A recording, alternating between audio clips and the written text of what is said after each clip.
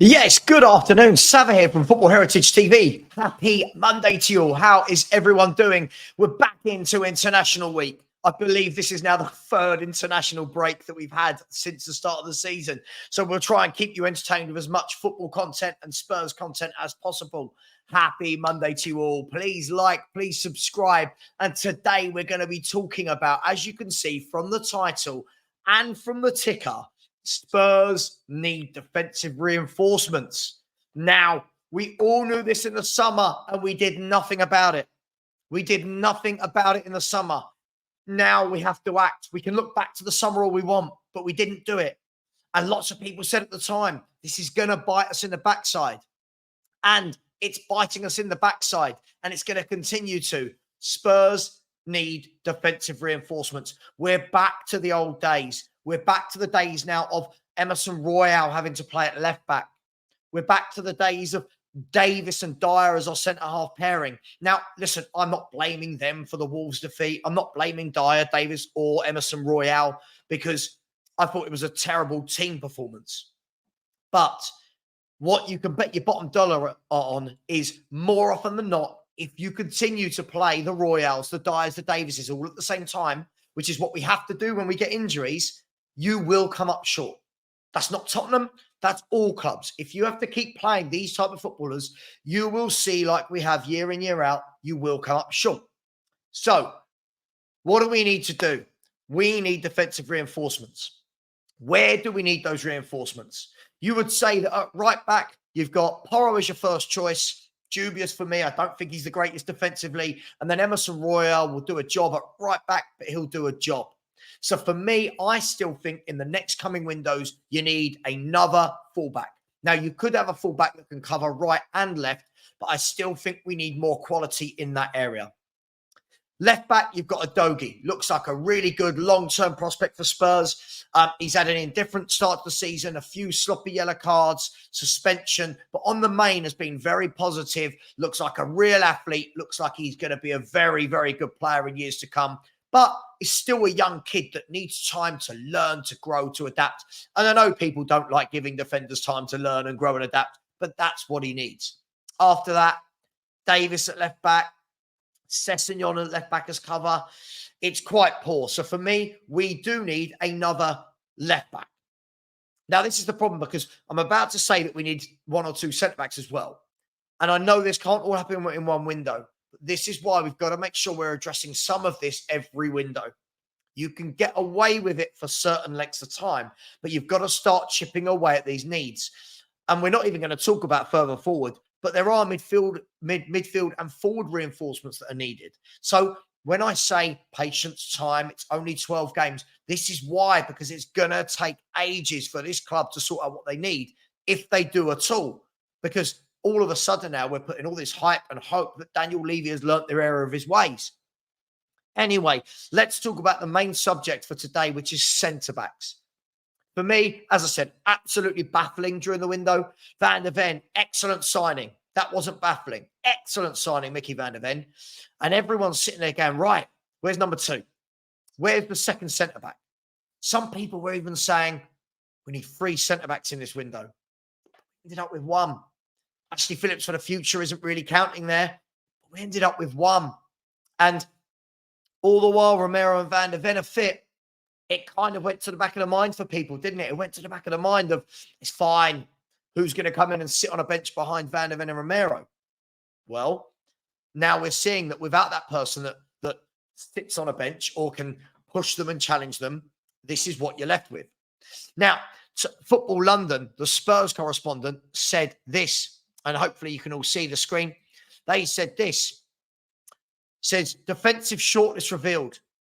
According to the Mirror, let's get rid of that. Uninteresting. Yeah, I don't want that. According to the Mirror, Tottenham are keen to recruit a centre-back during the January transfer window, with Mickey Van der Ven's hamstring injury highlighting the North London club's need for a new defender.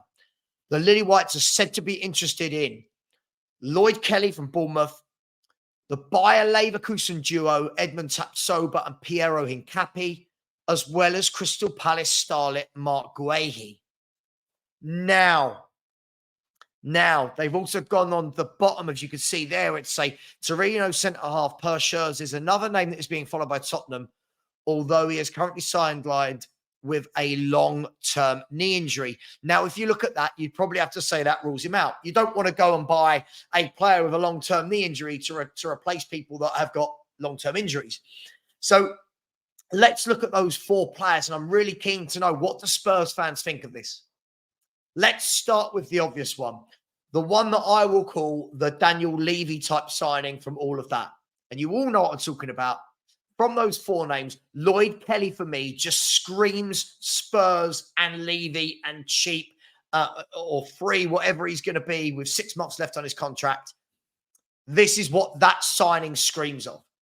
Now, yes, you're going to have, if Postecoglou wants him, I want him. And Postecoglou said that only players he wants will come through the door.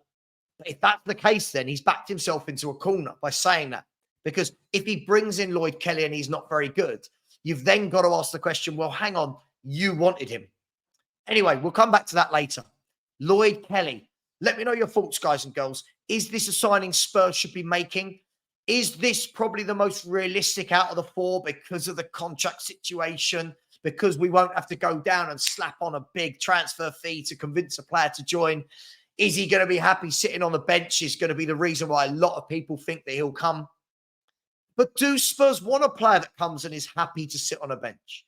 Surely we have to get to the point where we're bringing in players that challenge the players in front of them, that challenge Van der Ven and Romero, that if you have a couple of bad games, you're going to be replaced. Not them two specifically. I'm talking about all footballers challenging the person in front of them. So Lloyd Kelly, for me, seems the obvious. I think this will be one we end up with. I think this is the easy one. Spurs do the easy thing all the time. I presume this will be another one. We didn't get Bissouma and Maddison when they weren't easy. We waited till they had 1 year left. The same, I think, will be of Lloyd Kelly. Let me know your thoughts on Lloyd Kelly. The next player we're going to look at is a player that we were after for all of the summer, which was Edmund Tapsoba. Now, Edmund Tapsoba is a very good centre-half. He's very experienced. But, apparently it was between him and Van der Ven, and we went for Van der Ven. And now, since then, Tapsoba signed a long-term contract, which means the transfer fee goes from here to there. Does Daniel Levy have that appetite? And it does boil back down to Daniel Levy. As much as people say, stop talking about the owner, it boils down to the appetite. Do they look at this manager and say, we trust you enough that we are going to dip our hands in our pockets? Not that we need to sell to buy, but we are going to dip our hands in our pockets. We're going to take a bit of a hit and we're going to build. Do they do that? I think Tapsoba, you're looking at 60, 70 million. I don't think this is a goer. I would love Edmund Tapsoba. I think he's the best of this bunch we're talking about. I don't think it's a goer. So let me know your thoughts on Edmund Tapsoba. Lloyd Kelly so far, now Edmund Tapsoba. The 3rd player on that list was Piero Hincapié, of course, Tapsoba's teammate at Bayer Leverkusen. He's been talked about for a couple of years now as the next up-and-coming brilliant centre-back. He's good on the ball. He likes to bring it out.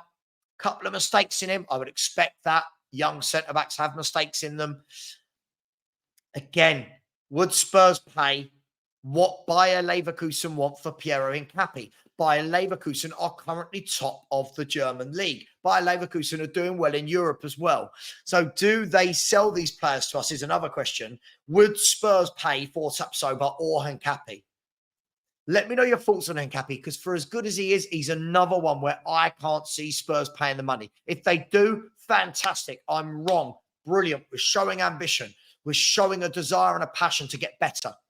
For me, the Lloyd Kelly signing isn't showing a desire to get better. It's showing a desire to be pound-wise, penny-foolish, so to speak. It's showing a desire to, as long as we balance the books, rather than what do the club need to go forward. Hincapié and Tapsoba are the opposite for me. That shows intention. And the last player is Marc Guéhi of Crystal Palace, a player that came through the ranks at Chelsea, been making the England squads. Very good centre-half. He's formed quite a very good relationship with Joachim Anderson, who's another player I'd buy, but he wasn't on that list. Marc Guéhi is going to have English tax. English tax is a real thing, people, right? We all know it in the world of football. So How much would Crystal Palace want for Mark Guehi? Let's be fair. If Spurs went in for Guehi, his head's going to be turned. No disrespect to Palace, but his head is going to be turned. He's going to want to come. But how much would they charge? 50, 60? I'm not saying anyone's worth these prices, by the way, but this is what clubs can demand for them. So is Mark Guehi a target? Is he the sort of player you'd want to see? Really interested to know. What we do know, this isn't just me saying, oh, it'd be nice to have a centre-half. I think all Spurs fans now know that we need centre-half reinforcements. Yes, the right back and the left back, I think we can get away with for the moment. But the centre-half position is so important to have reinforcements, and we have them.